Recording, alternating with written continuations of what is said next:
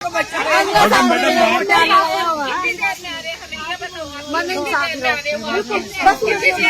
बुला लो 10 मिनट में deputy madam, बुला लो डिप्टी साहब को, एसपी साहब को बुला लो, डिप्टी साहब को, एसपी साहब को, एसडीएम साहब को बुलाओ तो जरूर। आज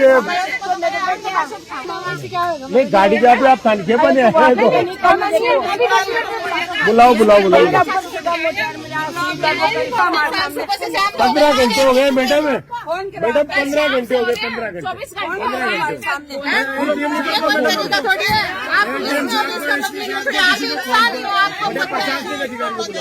15 घंटे हो गए इनको परेशान।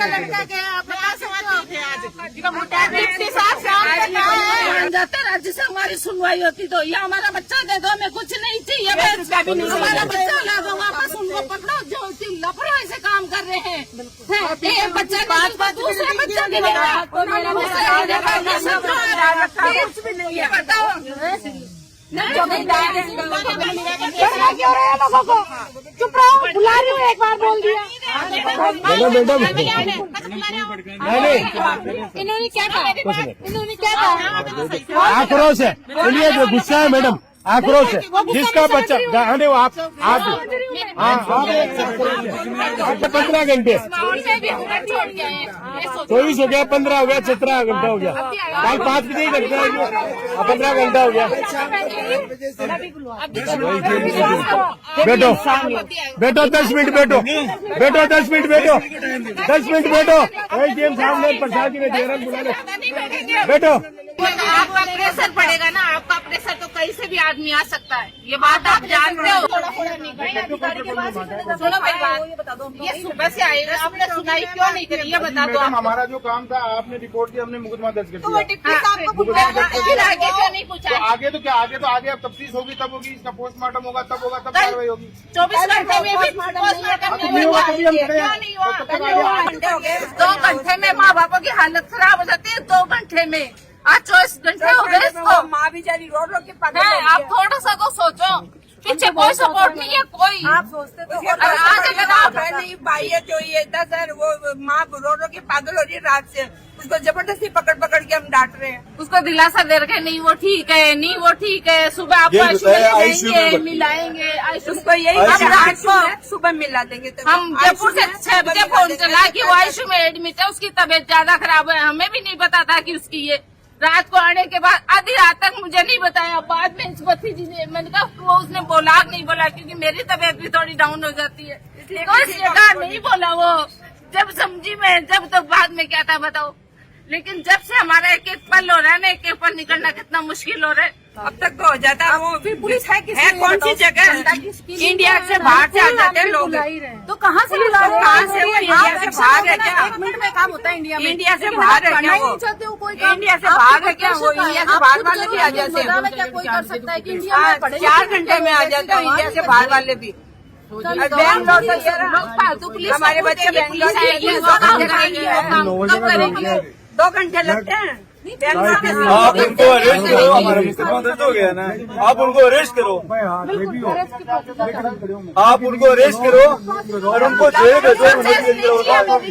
प्रोसेस नहीं चाहिए कि वो कब आप उनको वो देंगे मैम, आप तो कहीं नहीं कार्रवाई तो कर ही रहे, उसका कोई दिक्कत लीगल है ना,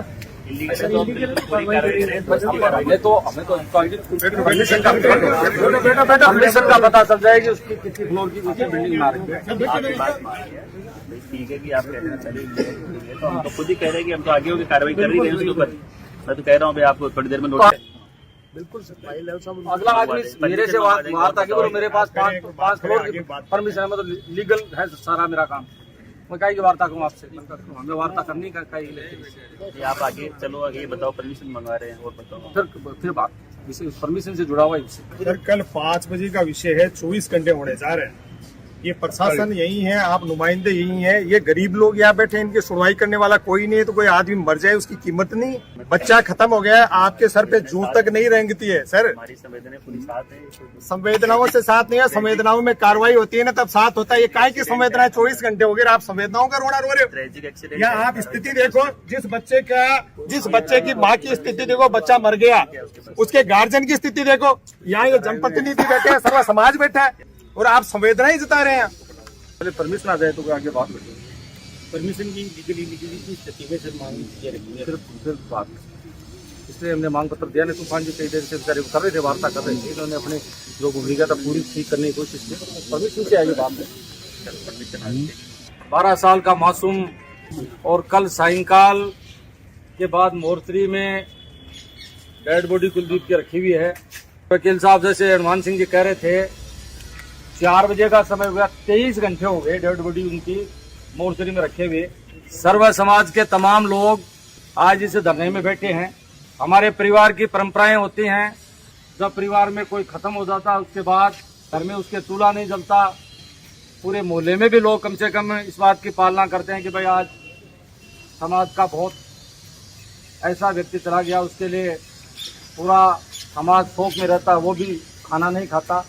दाह संस्कार के बाद लोग अपना नहाना धोना करने के बाद पहले उस परिवार के व्यक्तियों को, उस मातृशक्ति को पानी पिलाते हैं, खाना खिलाते हैं, उसके बाद मोहल्ले के लोग खाना खाते हैं। 23 घंटे मैं करीबन 2.5 घंटे पहले सामान्य हनुमान सिंह जी आए, कानाराम जी जिला परिषद से आए, सामान्य राजेश जोया जी आए, अनिल तीड़दिया जी आए, हमारे पीर साहब आए, नयूम भाई पठान आए, धर्मेंद्र जी चौधरी आए, ऐसे बहुत सारे साथी धीरे धीरे धरना स्थल पे आए। हमारी मातृशक्ति भी, क्योंकि आज आपको सड़क पे बैठने की जरूरत नहीं थी, हॉस्पिटल में बैठने का आपको जरूरत नहीं थी। बच्चा हमारे बीच से चला गया, उसका दाह संस्कार करते, उस परिवार का पीड़ित परिवार को हम ढाढ़स बढ़ाते इस बात का। 23 घंटे में किसी ने हमारी बात सुनी नहीं। मैंने व्यक्ति से निवेदन भी किया था, कमिश्नर साहब को भी इस बात का निवेदन किया कि जो बिल्डिंग बनी हुई है, बिल्डिंग के कुछ मापदंड तय होते हैं, उन मापदंडों के अनुसार वो बिल्डिंग बनी हुई है कि नहीं बनी हुई है। यहाँ से 1 किलोमीटर दूर नगर परिषद है और 1.5 किलोमीटर, 2 किलोमीटर दूर वो रेजिडेंसी है। उस गोपीनाथ रेजिडेंसी के हमें परमिशन आप बता दें कि भाई आपके कितने फ्लोर की वो रेजिडेंसी है जिसकी आपने परमिशन दी है, उसमें चौकीदार है कि नहीं है, चैनल गेट लगा हुआ है कि नहीं है, उसकी सोसाइटी बनी हुई है कि नहीं बनी हुई है, उसमें ड्रेनेज सीवरेज का पानी कहाँ निकलता है, छत पे उन्होंने जो लिफ्ट में गाले लगाए हुए हैं उनको कवर किया हुआ नहीं है।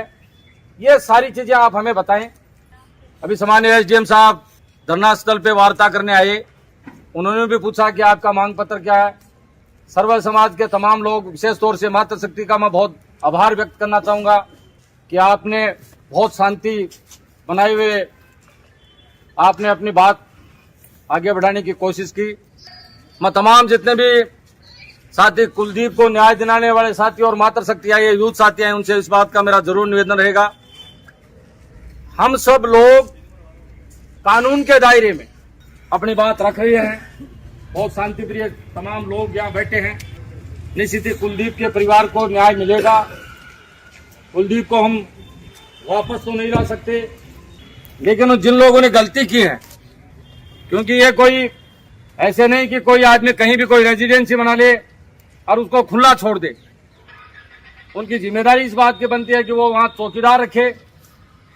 रेजिडेंसी के नियम होते हैं, उन नियमों को रेजिडेंसी वाला फॉलो करता है कि नहीं करता है, वो तो बना के चला जाएगा, फ्लैट बेच के चला जाएगा। उसके बाद में कौन उसकी देखरेख करेगा, कौन उसके पीछे से सार संभार करेगा, ये सारी चीजें अपने साथ तथ्यात्मक रूप से, क्योंकि ज्यादा दूरी नहीं है, क्योंकि हमारे हॉस्पिटल के भी कुछ नियम बने हुए होते हैं, हमारे समाज के भी कुछ नियम बने हुए होते हैं कि हमारे यहाँ 5 बजे के बाद में पोस्टमार्टम नहीं होता और सायंकाल सूर्यास्त के बाद हमारे समाज में दाह संस्कार भी नहीं होता। अब जिम्मेदारी प्रशासन की बनती है इस बात। सारा समाज बैठा, सारे समाज के लोग बैठे हैं, जनप्रतिनिधि बैठे हैं, अनेकों समाज के मुखिया लोग बैठे हैं, शांति प्रिय रूप से वो इस बात की गुहार लगा रहे हैं कि कुलदीप को न्याय मिलना चाहिए, कुलदीप के परिवार को न्याय मिलना चाहिए। वो 24-24 घंटे आपकी माँ, बहने, भाई, बाप, ताऊ भूखा प्यासा बैठे रहता है, बच्चे का अंतिम संस्कार नहीं होता है। आज आप और हम किस बात का इंतजार कर रहे हैं? जैसा अभी भाई ताराचंद जी ने, उप जिला प्रमुख जी ने बताया कि ये विषय लगभग 23 घंटे हो गए। अपनी जो हिंदू सनातन संस्कृति है, 5 बजे बाद में, सूर्यास्त के बाद में दाह संस्कार नहीं होता है। आप चाहे हम प्रशासन की संवेदनाओं के साथ हैं, हम आपकी व्यवस्थाओं के साथ में हैं। आप चाहे तो उस बिल्डर को बुलाएं और आपके जो नगर परिषद के नुमाइंदे हैं उनसे उचित जानकारी हासिल करके कि वो बिल्डिंग जो निर्माणाधीन बिल्डिंग है वो अवैध है या वैध है। अगर अवैध है तो उसके खिलाफ कार्रवाई करो। और जो कुलदीप और उसके परिजनों के साथ जो ये वज्रपात हुआ है या जो कुठाराघात हुआ है, आज ये जो संकट आया है, उस बच्चे के साथ न्याय मिले और इस परिवार को उचित मुआवजा मिले, ये कार्रवाई आप प्रशासन को करनी चाहिए। हम आपको विश्वास दिलाते हैं, प्रशासन की व्यवस्थाओं के साथ हमारे जनप्रतिनिधि हैं, प्रशासन की व्यवस्थाओं के साथ हमारे ये परिजन है, प्रशासन की व्यवस्थाओं के साथ ये सर्व समाज है। लेकिन आपसे जो संवेदनाएं आप अभी अभिव्यक्त कर रहे थे, तो हम भी अपनी बात के माध्यम से आपको ये जता रहे हैं कि आप भी इन संवेदनाओं को चरितार्थ करना चाहते हैं तो उस बिल्डर से क्यों नहीं बात कर रहे हैं और अपने जो आला अधिकारी है उनको क्यों ये विषय अवगत नहीं करवा रहे हैं।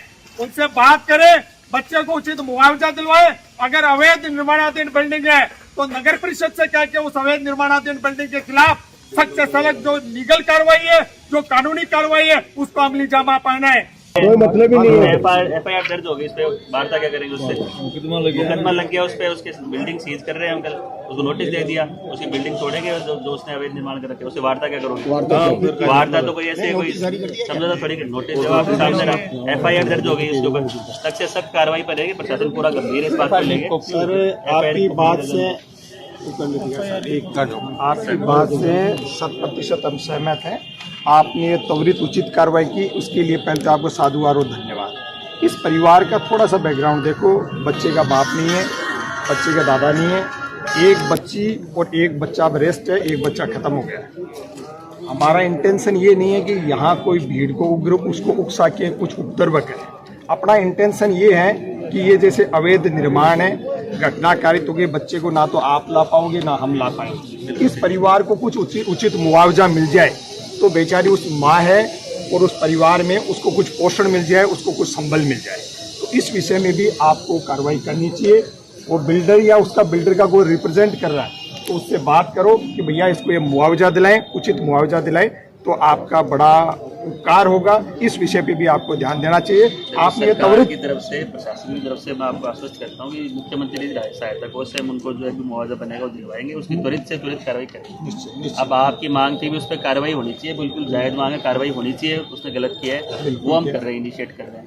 लेकिन अब जो दोषी है उसको ये जो है प्रशासन नहीं करेगा कि आप इससे पैसे दो, वो हम तो प्रशासन की तरफ से सरकारी जो सहायता हो सकती है वो हम आपको जरूर दिलाएंगे। उसके लिए एकदम त्वरित से त्वरित कार्रवाई होगी, ये मैं आपको आश्वस्त करता हूँ। प्रशासन की तरफ से, सरकार की तरफ से जो सहायता राशि मिलती है वो हम जो कर सकते हैं वो कर सकते हैं। उस पर जो है कठोर से कठोर कार्रवाई वो हम करेंगे। उसके लिए हम एक बात कहना चाहते हैं कि ठीक है, फिर आप अगर तुड़वाने की बात करो तो आप आगे वाली कार्रवाई कीजिए, फिर कल तक तो हो जाएगी। आप मैं तो कह रहा हूँ आपको, देखो ना उसको एक बार जवाब, आप तो वकील साहब आपको पता है प्राकृतिक न्याय का सिद्धांत है, उसका जवाब देने का अवसर तो मिलेगा। आप तो जानते हो उस चीज को, ऐसे तुरंत बुलडोजर थोड़ी चला देंगे। जवाब का प्राकृतिक न्याय का सिद्धांत तो आप भी जानते हो, एक बार अवसर तो दे उसको अपनी बात रखने का। करेंगे कार्रवाई, नहीं करें तो हम इंतजार थोड़ी रहे। बन गई 1+2, तीसरी जो मांग पत्र इनके 50 लाख रुपए की मुआवजा दिया उस पर भी आपको वो है मैं लड़ाई बिल्डर से, उसमें हम आपको नहीं करेंगे, प्रशासन दे, प्रशासन जो उचित कार्रवाई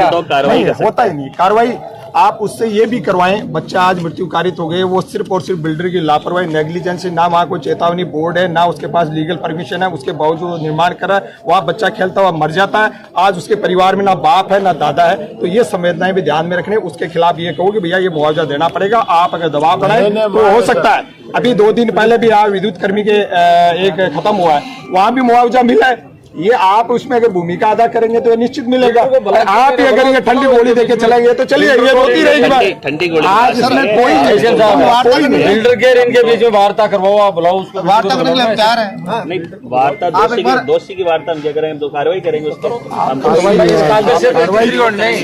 भाई इस कागज से आप तीसरी करना चाहते हो कि भाई इनको कुछ नहीं मिलेगा तो क्या के लिए बैठे, इनको तो मुआवजा, ये मुआवजे के लिए बैठे हैं कार्रवाई की आप 3 दिवसीय से टाइम दे रहे हैं, वो अपना लीगल कोई मेरे जैसे वकील के पास जाएगा, वो उसको और कोई सजेशन दे देगा। मैं कह रहा हूँ उसमें जो हो गया, हम आपकी कार्रवाई से सेटिस्फाई हैं, लेकिन हम ये कह रहे हैं इस बच्चे को जो न्याय मिले, इस परिवार को संबल मिले, तो उस बिल्डर के बीच में इनकी वार्तालाप करके इनको मुआवजा राशि क्यों नहीं दिलवा रहे हैं? नहीं, मैं तो कह रहा हूँ कि प्रशासन जो मुआवजा बनता है वो हम जरूर देंगे, आप त्वरित रूप से निश्चित, देंगे आपको। आपका काबिले तारीफ है, आपको उसके लिए धन्यवाद ज्ञापित कर रहे हैं, हम सब लोग कर रहे हैं, ये सर्व समाज कर रहा है, लेकिन वो बिल्डर की नेग्लिजेंस हुई है, उसकी तरफ से भी कुछ पेनलाइज होना चाहिए, वो भी आपको विचार करना चाहिए। नेग्लिजेंस के लिए ही तो एफआईआर दर्ज हुई है, नेग्लिजेंस के लिए तो कानून में प्रावधान है एफआईआर का और कानूनी कार्रवाई का 2 साल तक का सजा